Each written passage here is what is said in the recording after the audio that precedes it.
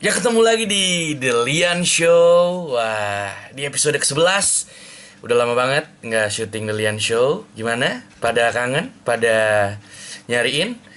Tentu saja tidak, karena selama ini nggak ada yang nanyain. Tapi it's okay, karena gue bikin ini buat pelampiasan diri gue sendiri, buat eh, penyaluran emosi dan aura-aura yang harus dikeluarkan daripada ditahan. Jadi it's okay, nggak ada yang peduli, nggak ada yang nanyain, it's okay, nggak apa-apa. Walaupun udah 3 bulan gue nggak bikin ini dan nggak ada yang nanyain, nggak apa-apa, it's okay.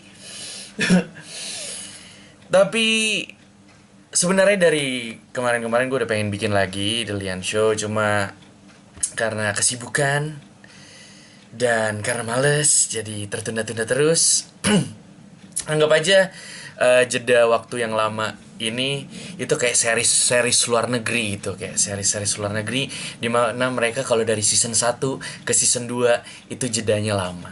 Ya kan? Ya, sok banget ya nyamain sama series luar negeri. Tapi di episode ke-11 kali ini yang seperti awal season 2 dari The Lian Show, gue pengen bilang bahwa gue pengen ngupload lebih sering lagi, rutin kalau bisa sebenarnya. Bahkan rencana gue sebenarnya bisa kayak tiap hari yang upload, dan mungkin kalau seandainya nggak bisa tiap hari ngupload akan gue tumpuk. Jadi misalnya kayak gue ngutang gitu, jadi minimal setiap hari gue ada video yang gue upload di Lian Channel gitu. Tapi masalahnya bentar lagi gue bakalan ke Jakarta, which is di Jakarta di rumah orang tua gue itu nggak ada wifi yang unlimited. Jadi mungkin itu akan sedikit menjadi kendala karena orang Cina sangat perhitungan. Ya, karena gue kesana itu akan bawa modem yang berkuota. Jadi kita lihat aja. Yang penting subscribe dulu ya, subscribe. Gila, gue bilang gue nggak peduli, gue bilang buat diri gue sendiri, tapi gue minta di subscribe. It's okay. Di episode kali ini gue pengen banget ngebahas hal yang mungkin kalau lu kenal gue dari lama, dari mungkin Suci Kompas TV, yang berbeda dari gue, yaitu bulu-bulu halus di wajah gue. Bisa dilihat ya, panjang nih. Gila. Untungnya nggak keriting-keriting banget nih. Bisa lihat ya, kumis dan sedikit jenggot yang seperti akar serabut. Ya, ya gitu, orang Cina itu nggak punya bakat brewokan. Itu menandakan gue tuh Cina asli gitu ya, pure blood. Kalau Cina brewokan itu biasanya ada campuran Arabnya itu, nggak bener itu ya, bukan Cina murni itu. Jadi sebenarnya gue menumbuhkan kumis seperti ini tuh bukan mau gue sendiri, karena biasanya gue kalau udah agak panjang pasti gue cukur. Jadi ini adalah keharusan sebuah pekerjaan yang nanti akan bisa kalian saksikan. yang mengharuskan gue untuk menumbuhkan ya kumis dan jenggot ini gitu. Masalahnya ini tuh kalau dari gue sih nggak terlalu masalah ya, gue orangnya cukup cuek gitu, paling kadang-kadang agak gatal dikit gitu.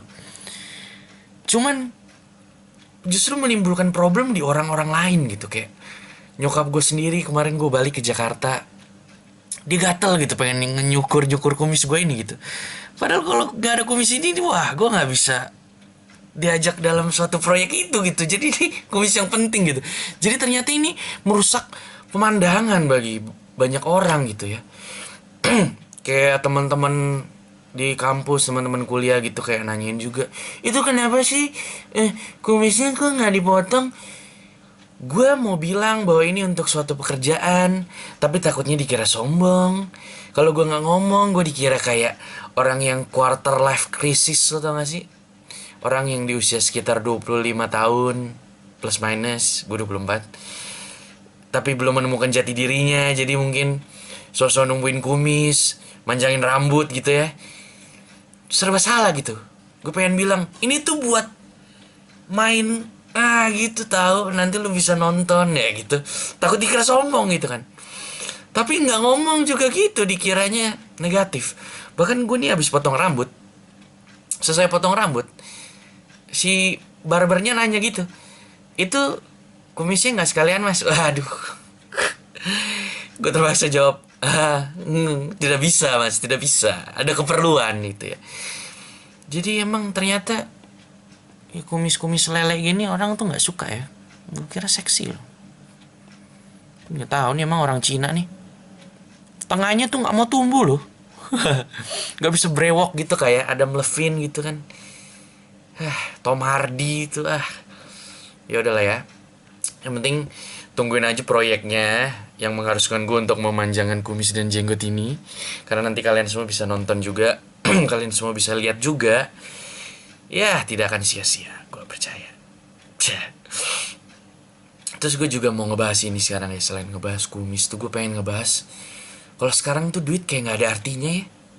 Apa-apa tuh mahal banget.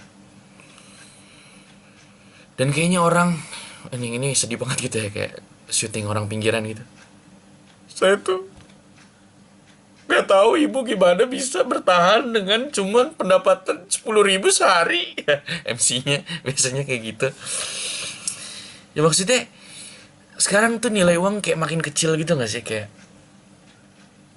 lu punya uang 10.000 itu bahkan udah nggak kerasa banget artinya gitu. Beli makan aja bisa kurang banget kan, 10.000. Nasi campur yang sederhana gitu misalnya, bukan sederhana yang restoran Padang, itu pasti kurang. Maksudnya nasi campur yang sederhana gitu, yang nasi campur warung warung makan biasa gitu lah, warteg gitu, 10.000 bahkan bisa kurang gitu. Sedih banget gitu gue ngeliat kayak, ini gue menyedihkan diri gue sendiri ya. Maksudnya gue sedih ngeliat nilai uang tuh semakin kecil, jadi kayak kesenjangan sosial semakin besar. Gue sih beruntung gue masih punya orang tua yang menyantuni gue, tidak seperti Aryo Kiswinar. Orang tua gue menyantuni gue tidak perlu seperti Aryo Kiswinar ya kan, minta uang tapi nggak dikasih. Terus gue juga bersyukur kadang-kadang dapat project bisa menghasilkan uang sendiri, entah itu dari stand up, MC atau apa gitu. Cuma sedih aja gitu, kayak uang tuh sekarang makin cepat habis gitu. Makanan makin mahal. Gue kadang suka ngeliat di daerah sini tuh ada kayak ibu-ibu yang nggak punya tempat tinggal gitu, jadi dia tinggalnya di suka kayak tidur di depan minimarket yang ada tempat duduknya gitu kan, sedih ya. Maksudnya ya gitu, orang kaya tuh makin kaya, orang miskin makin miskin.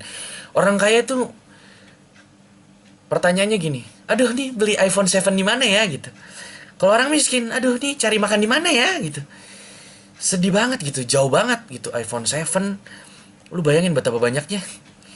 Ini sebenarnya gila sih ya. iPhone 7 lu tuh harganya nggak? Yang gue lihat harganya tuh kayak kurang lebih itu 15 juta gitu. Itu tuh lebih mahal dari laptop yang kelas gaming gitu. Laptop kelas gaming tuh 12 juta tuh masih dapat gitu. Itu yang 5 handphone 15 juta. Padahal kalau kita ngelihat dan kita mau teliti gitu ya, orang tuh rata-rata gajinya berapa sih? Paling banyak penduduk Indonesia pasti gajinya UMR kan, 2 jutaan. Bahkan ada daerah-daerah tertentu 1 jutaan. Kita taruhlah gajinya 3 juta. Lu kalau gaji lu 3 juta, nggak boleh beli HP yang 15 juta, bener nggak? Tapi kalau kita jalan-jalan kemana-mana, kita lihat orang banyak banget yang pakai iPhone. Berarti itu artinya banyak orang yang demi gengsi itu apa ya? Gue nggak menemukan kata yang tepat.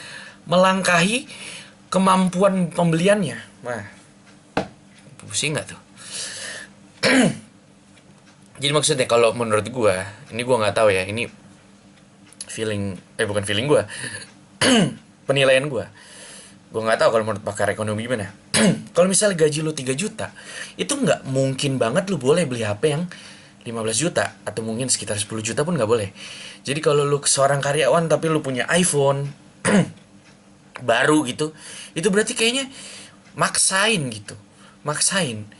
Harusnya kalau gaji 3 juta itu beli HP yang 1 juta gitu ya, Evercost Mito, Advan, silakan kalau mau iklan ya.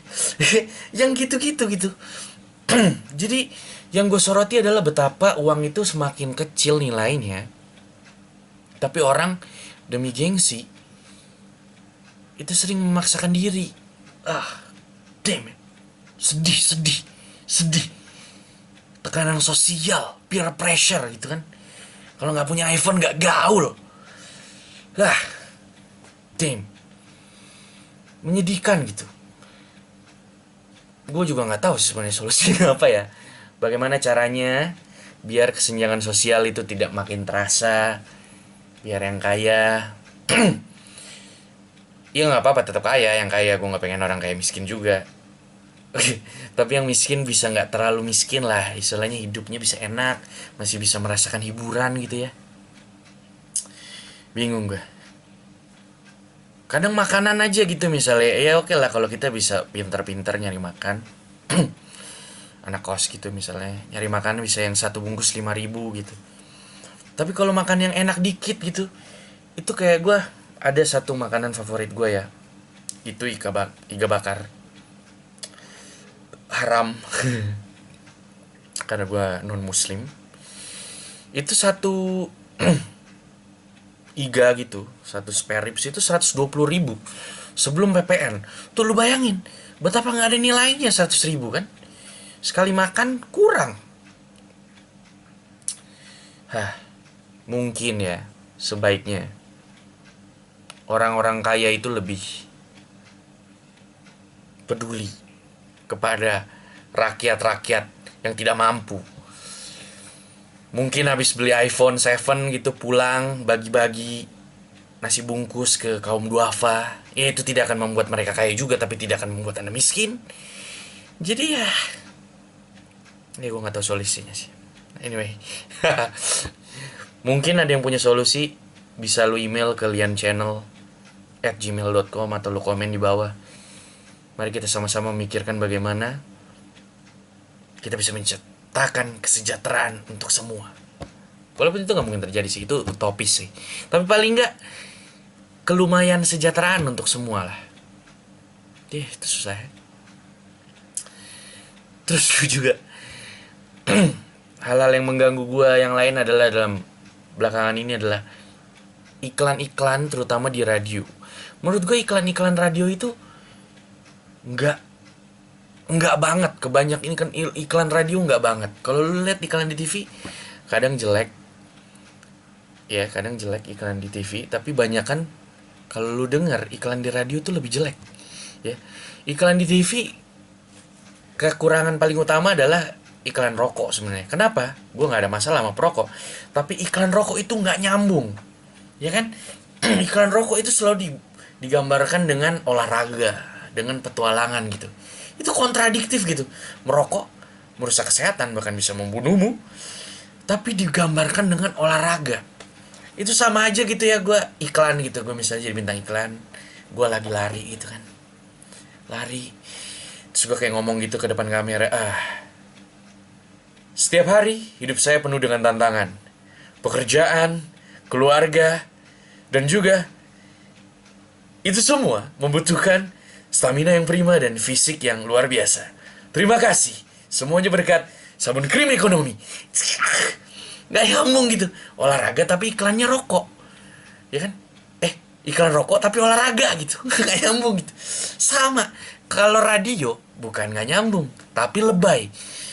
Kalau di daerah gue nih, di Bali ya, tempat domisili gue, itu paling sering iklan di radio tuh iklan kampus.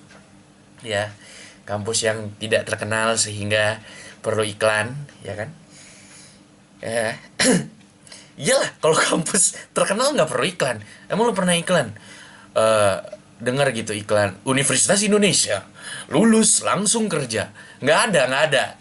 Itu pasti LP 2I atau BSO gitu kan, yang iklan-iklan kayak gitu. Nah di Bali juga ada kampus-kampus lokal gitu kan.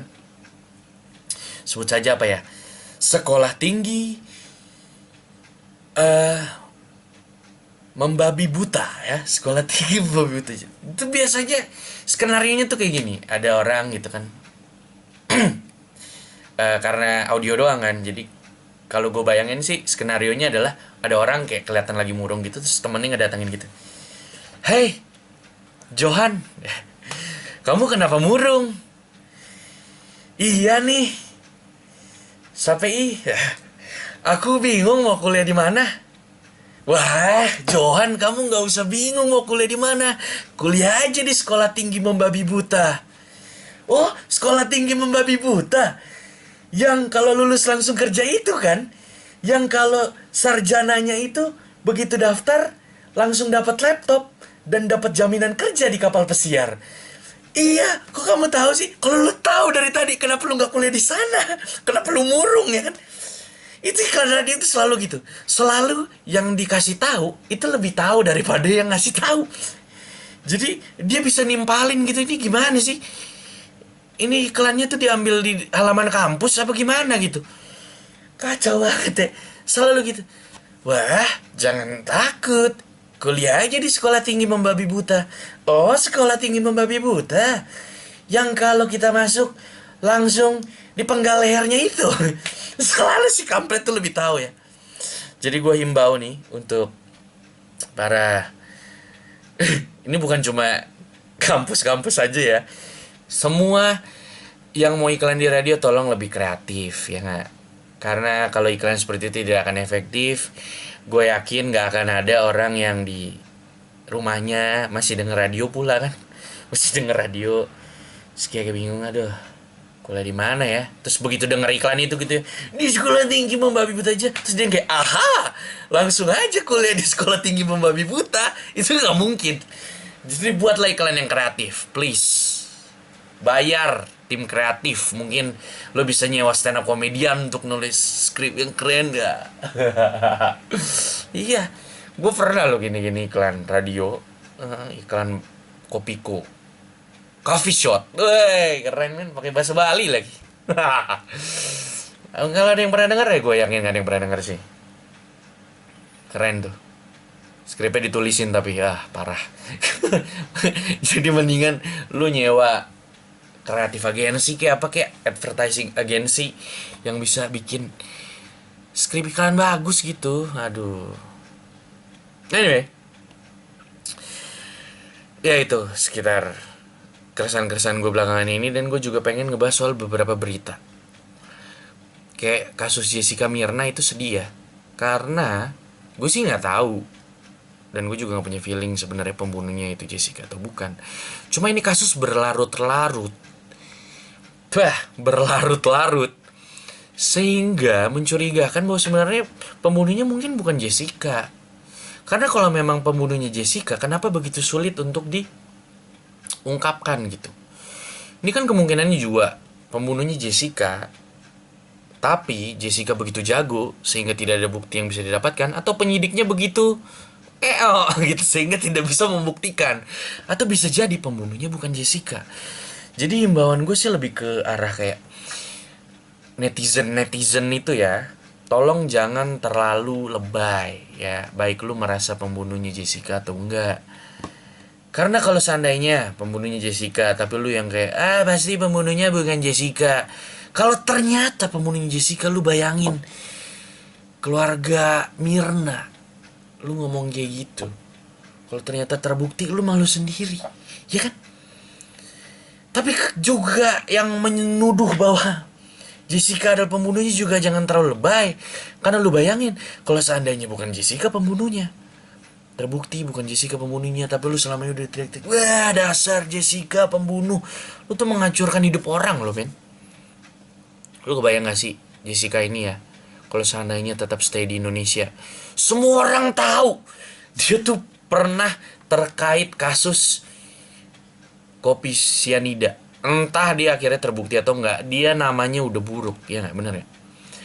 Ini kan kasihan gitu kalau misalnya nanti pendekatan nama cowok, ngelihat aja orang udah kenal kali, wah nih Jessica yang itu, yang kopi-kopi itu ya, cantik sih tapi aduh nggak jadi deh gitu kan, kasihan loh. Lu menyebabkan orang susah jodoh. Atau mungkin dia nanti keluar negeri tapi gebetannya nge-google gitu kan, wah kita biarkan aja ya. Tapi gue nggak tahu sih, feeling gue sih kayaknya bukan ya, karena kalau emang iya terasa terlalu lama, tidak bisa dibuktikan bahwa dia pembunuhnya gitu. Anyway, lanjut ke berita lain. Berita lain adalah yang ini gue belum ngomong aja udah ketawa ya.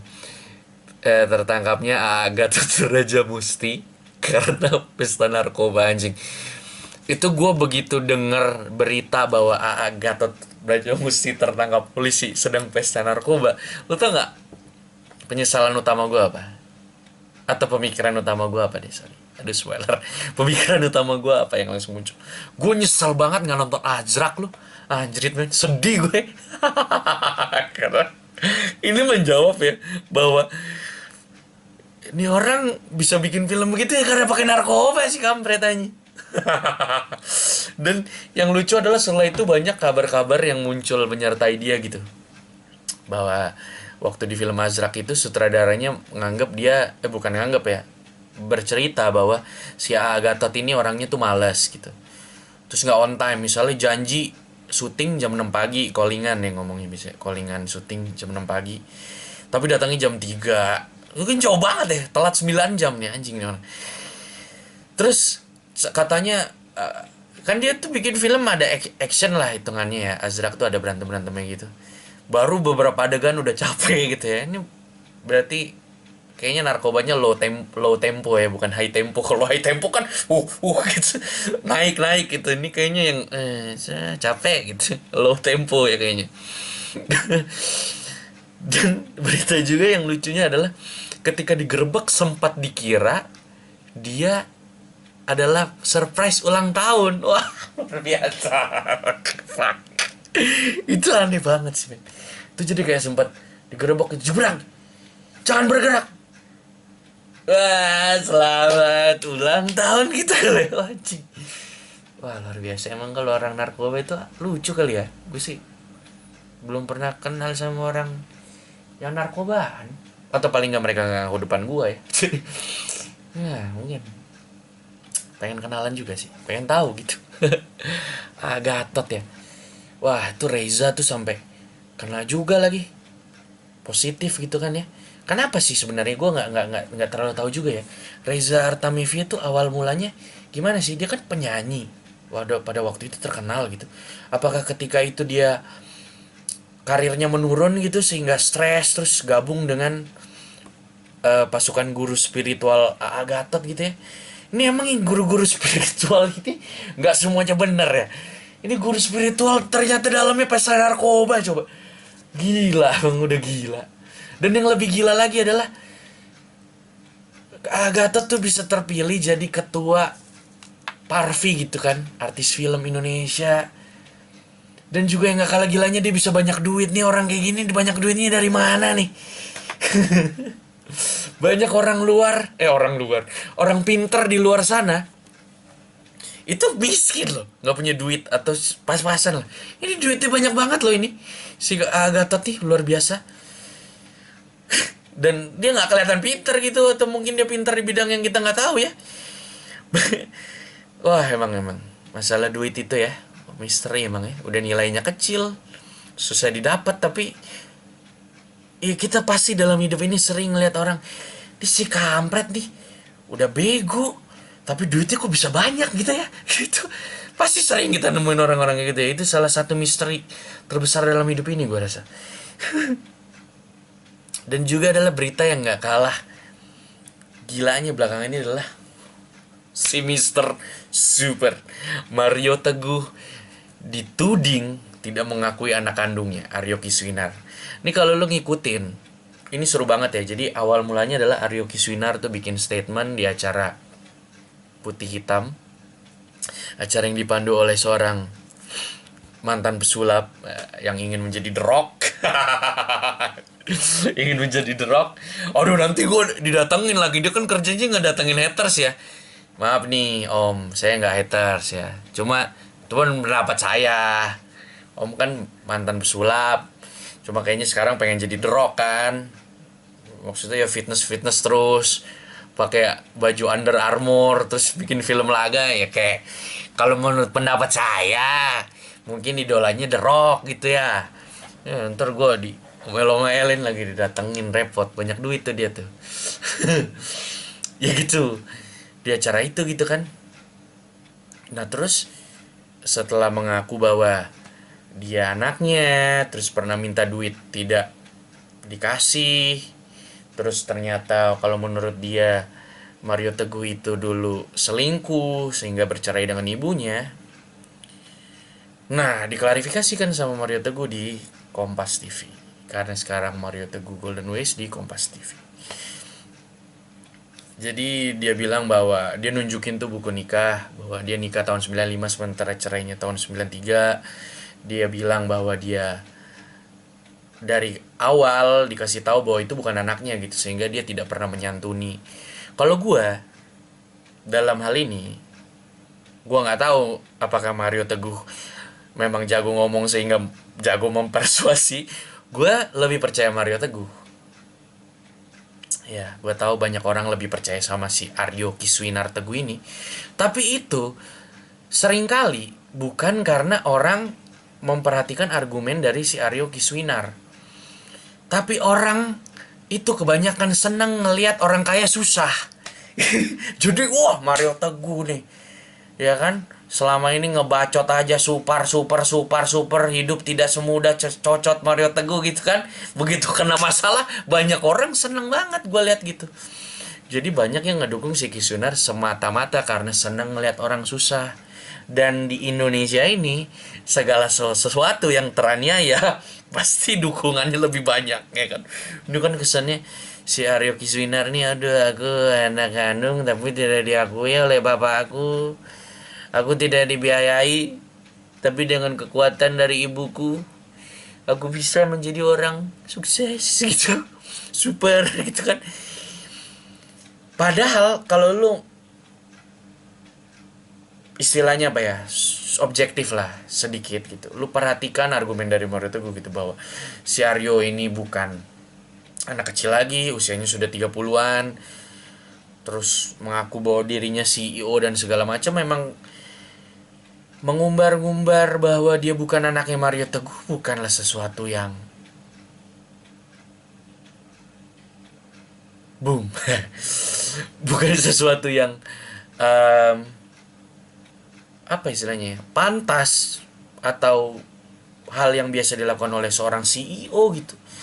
Jadi kalau Mario Teguh lu bisa lihat banget di Kompas TV itu dia betapa mempertanyakan bahwa si Aryo Kiswinar ini adalah seorang CEO. Di kayak itu Mario Teguh tuh jarang-jarang emosi ya. Kali ini kita bisa lihat yang emosi kan, emang super. Wes, saya tidak ngatain Pak Mario ya. Maksudnya kadang-kadang ya semua manusia bisa emosi. Dia bisa mengekspos bahwa kamu tuh mungkin di dalam hatinya atau secara implisit tuh kayak ngomong, kamu Aryo Kiswinar CEO apa kayak begitu gitu. Terus kamu memposisikan dirimu sebagai anak yang teraniaya padahal kamu sudah 31 tahun gitu loh. Seru sih menurut gua. Dan dua-duanya berani untuk tes DNA. Ya udah tinggal tes DNA aja, kenapa sih ribet banget? Kalau emang mau diselesain gitu ya, nggak usah dibiarkan berlarut-larut gitu loh. Mestinya nggak usah banyak apa sih muncul-muncul di media lah. Udah langsung aja tes DNA, diselesaikan sendiri gitu. Ini emang pasti ada yang ingin mencari ketenaran dari semua ini ya. Gue nggak bilang siapa, tapi pasti ingin ada yang mencari ketenaran, mencari keuntungan dari semua ini. Dan si Pak Mario itu juga menyerang acara yang si Aryo Kiswinar itu tampil ya, acara putih hitam tadi yang dipandu oleh The Rock Wannabe itu. Anjing, ini gue bisa dipenjara gak gini ya? Mudah-mudahan enggak ya. Kayak ada yang nonton aja. Enggak ya. Maksudnya itu The Rock Wannabe kan ngidolain The Rock, jadi pengen jadi kayak The Rock gitu. Ya gitu, pengen jadi Rock gitu. Dia ngomong, kalau emang kamu benar merasa kamu anak saya, kamu datang ke saya, tidak perlu ditampil di acara yang menyebarkan kebencian dan kebohongan nih, semacam itu loh omongannya. Gue nggak nginget pasti tapi kurang lebih kayak gitu ya. Ya bener juga sih.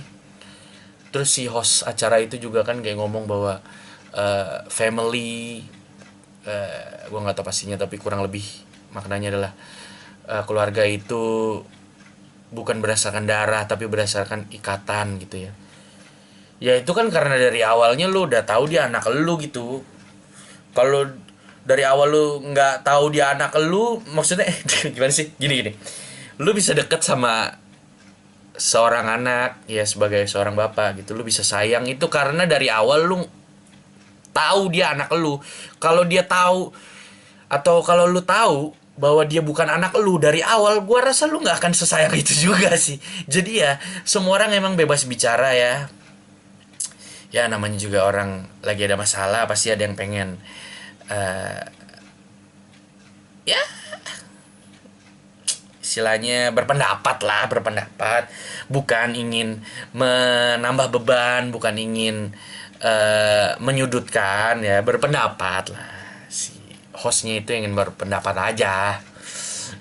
Ya kan di sini juga kita bebas berpendapat, The Lian Show ya kan, ini juga acara yang bebas berpendapat ya kan, ya. Jadi gak usah lah sampai didatengin haters. Saya bukan haters kok, saya hanya berpendapat gitu ya. Ya itu aja sih paling. Kalau untuk berita-berita yang pengen gue bahas, ini kayaknya durasinya udah cukup lama ini nggak muncul lagi.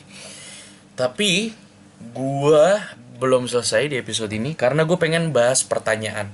Gue nggak enak banget sebenarnya karena email ini masuk ke Lian Channel tuh udah lama banget dan nggak gue bahas-bahas karena gue nggak syuting-syuting. Jadi email ini dari Swanners, terima kasih sekali kamu sudah meng-email. Ini sebenarnya pertanyaannya banyak banget. Nggak banyak banget sih. Ya ada 2 gitu yang dinomorin tapi ada kayak ABC-nya gitu. Ini lu guru ya apa gimana sih? Dia bilang sebenarnya dipilih-pilih untuk beberapa video tapi gue langsung bahas aja karena ini adalah episode spesial. Setelah lama nggak syuting, setelah lama nggak upload, durasinya gue pengen agak lebih lama karena gue juga bakal ke Jakarta untuk ngerjain project, jadi gue nggak tahu kapan gue bisa ngupload lagi. Dari Swan Nurse ya. Ini ada beberapa pertanyaan, nanti bisa dipilih-pilih yang cukup menarik buat dibahas di video atau enggak ya. Semua gue jawab di sini ya, paling nggak gue baca dulu. Kalau nggak menarik nomor 1, kemarin kan bahas kompetisi stand up comedy ya, ini di Lian Show episode sebelumnya kayaknya. Gue penasaran sudut pandang Lian nih tentang komik yang udah lumayan terkenal di luar kompetisi, biasanya Metro TV. Itu ada beberapa yang lebih milih nggak ikut. Gue punya pemikiran gini, gambarannya kayak musisi indie label yang udah terkenal lewat ini, biasanya males label karena dari fans juga bakal dihina, biasanya karena nggak konsisten atau nggak idealis. Apa kasusnya sama menurut lo? Apa ada semacam turun pamor kalau udah terkenal di luaran, terus ngikut kompetisi dan nggak menang, semacam gambling reputasi gitu? Kalau menang sih oke aja. Takutnya ada yang udah di luar bagus dan banyak fans pas ikut kompetisi eliminasi di awal-awal. Oke, gue jawab bentar, gue minum dulu.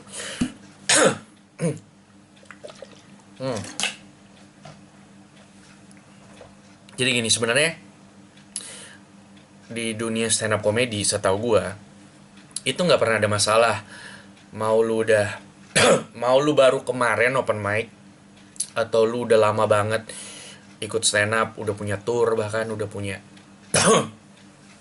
spesial gitu. Aing, udah batuk bentar ya.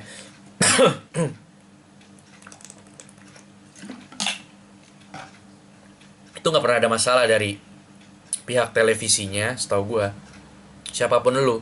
Jadi bener-bener lu boleh ikut audisi siapapun lu, kalau emang lu bagus dan dirasa cocok oleh stasiun TV tersebut ya lu bakal masuk. Nah kalau untuk masalah udah punya nama terus ikut kompetisi atau enggak, itu kan balik lagi ke komikanya, balik lagi ke stand up komediannya. Kalau udah terkenal, kalau lu bilang di sini gambling reputasi, kalau misalnya lu udah terkenal tapi ternyata lu ikut kompetisi karena lu nggak pernah tahu kan kompetisi, lu ternyata keluar awal ya kan, lu ngejatuhin diri lu sendiri gitu. Gitu kan misalnya, ya itu bener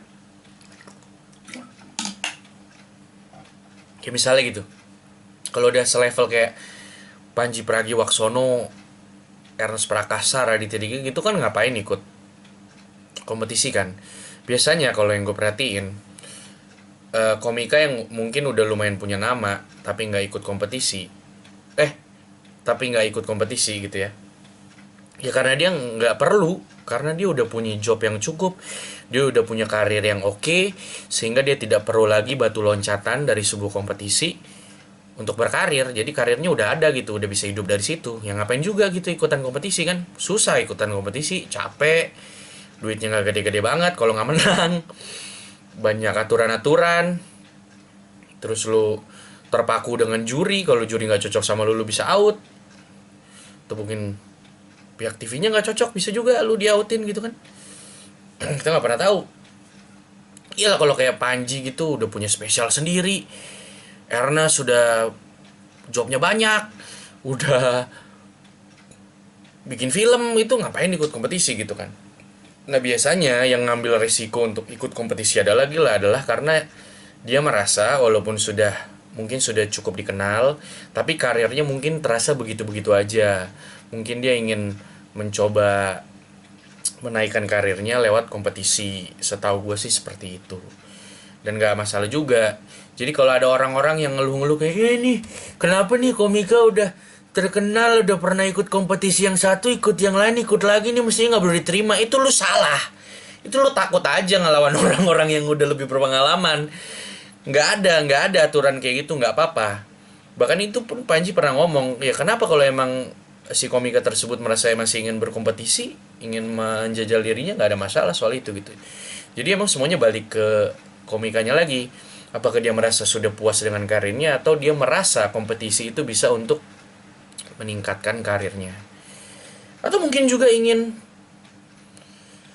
menang hadiahnya, bisa juga ya. Motivasinya beda-beda sih, tapi kebanyakan kalau yang udah punya karir bagus sih nggak pengen ikut kompetisi lagi ya, karena ya itu nggak ya kan, kita memilih segala sesuatu berdasarkan untung rugi. Misalnya keputusan untuk ikut kompetisi tidak lebih menguntungkan daripada dia berkarir seperti biasa gitu, kayak gitu aja sih. Pertanyaan kedua, ini ada ABC-nya lagi. Gue orang yang suka main ke tempat selain hometown ya. Yeah. Gue sering terbesit pengen nyoba tinggal di luar kota, cuman buat ngerasain aja sih. Oh ya, gue kan tinggal di Malang. Oh, dari Malang. Mumpung kalian tinggal di Bali ya, coba gue keruk infonya tentang gambaran hidup di sana. Yang umum aja sih ya, barangkali sekalian gue kasih gambaran hidup di Malang. Barangkali bisa jadi info buat yang nonton video ini. Biaya tinggal atau kos 200.000 sampai 250.000. Anjing, murah banget nih. Seadanya, kamar 2 kali 3 meter. Oh, kecil sih. 300 sampai 500.000. Sudah nyaman dan layak. Di atas itu sudah sangat oke lah. Itu cuma gambaran kisaran aja. Dan di bagian Kabupaten Malangnya ada kos yang 325-an, udah kamar mandi dalam. Oke, gue ngebandingin aja sama lu. Mungkin karena Bali salah satu destinasi wisata, jadi kosannya lebih mahal. Kayak kosan gue ini nggak terlalu besar, tapi it's okay lah. Ini sekitar 1 jutaan, tapi kosongan. Jadi ini semua barang-barang dari gua, cuma ada AC fasilitasnya. Itu belum termasuk listrik. Ya itu mungkin karena di Bali, dan ini juga karena di Denpasar, cukup strategis. Gua kuliah kedokteran, ini dekat rumah sakit dan dekat dengan kampus gua. Kalau lu di daerah Kuta, mungkin kos-kosannya lebih mahal karena tujuannya mungkin untuk kos-kosan harian bule gitu. Ini di Malang termasuk murah ya. Dan gue ini 1 jutaan itu pun karena gue udah dari lama di sini gitu, jadi gue udah dihitung penghuni lama. Gue suka bersih bersih nggak. Gue udah dihitung penghuni lama, jadi itu harga lama gitu. Ini kosan gue ini baru dibangun dan tingkat, jadi di atas itu harganya tuh udah 1,5 jutaan, tapi bedanya adalah ada barang-barangnya, jadi istilahnya isian. Semua kamar mandi dalam, ukuran mungkin gua rasa sih 4x6 ya. 4x6 ya, kayak gitulah. Kalau lu perbandingannya mungkin di Bali sih secara tempat tinggal gua rasa lebih mahal. Karena lu kalau nyari kos yang 500 ribuan masih ada, tapi sangat sederhana. Biasanya juga kosongan, bisa kamar mandi dalam tapi ya sederhana banget aja gitu. Kalau AC sih gua rasa bakal 1 jutaan ya, belum termasuk listrik. Oke, ke Malang nih. Tapi dingin sih Malang ya, nggak usah ada AC juga dingin nih. Gue pernah ke Malang by the way. Tapi tidurnya tetap pakai AC sih. Nggak tahu gue kalau nggak pakai AC. Kayak di kosan ini ada masih ada satu kamar temen gue.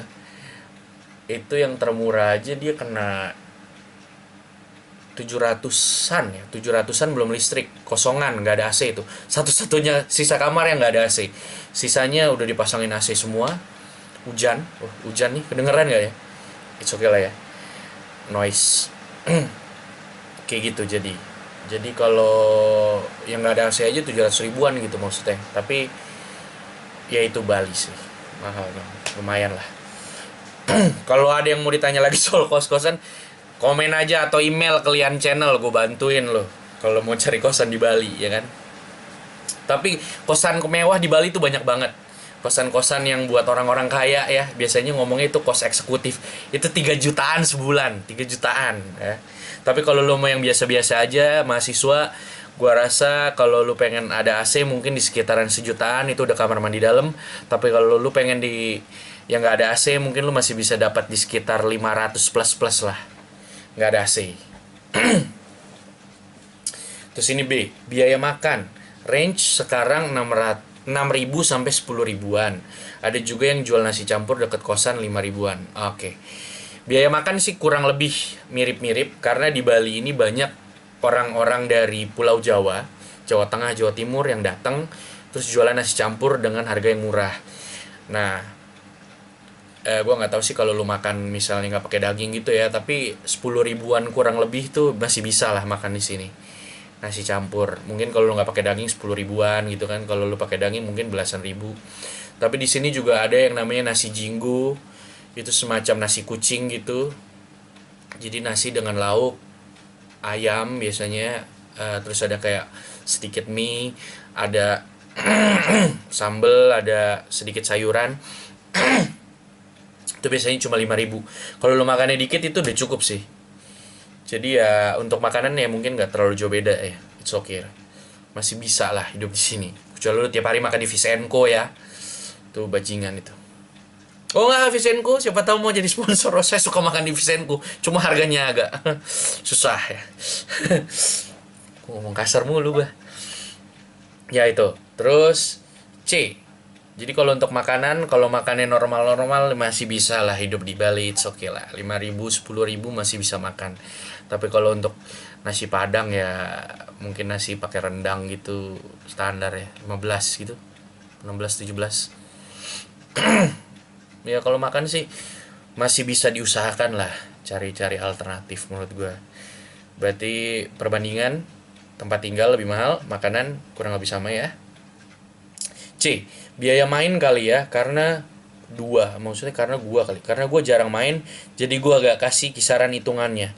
Nggak usah ngomong sih anjing, ngapain lu ngomong? Ay, biaya main kali ya, karena gua jarang main, jadi gua nggak kasih kisaran hitungannya. Ya, gak usah ditulis dong. Kalau di Bali, biaya main itu tergantung main kemana. Kalau ke pantai bisa jadi gratis, lu cuma bayar parkir. Bayar parkir di sini kalau motor biasa 1.000, kalau mobil 2.000. Tapi ada pantai-pantai tertentu yang masuknya lebih mahal, mungkin ya 5.000 ke atas gitu ya. Tapi kalau ke mall, Bali juga punya cukup banyak mall, itu nggak terlalu mahal. Kalau lu ke tempat-tempat main yang agak-agak umum, agak-agak yang let's say biasa lah, bukan high class gitu, kayak misalnya lu anak-anak yang suka main ke klub malam gitu, itu kan kalau ke Sky Garden gitu misalnya, itu salah satu diskotik terkenal di Bali, itu masukin tuh kan bisa 150.000 gitu ya.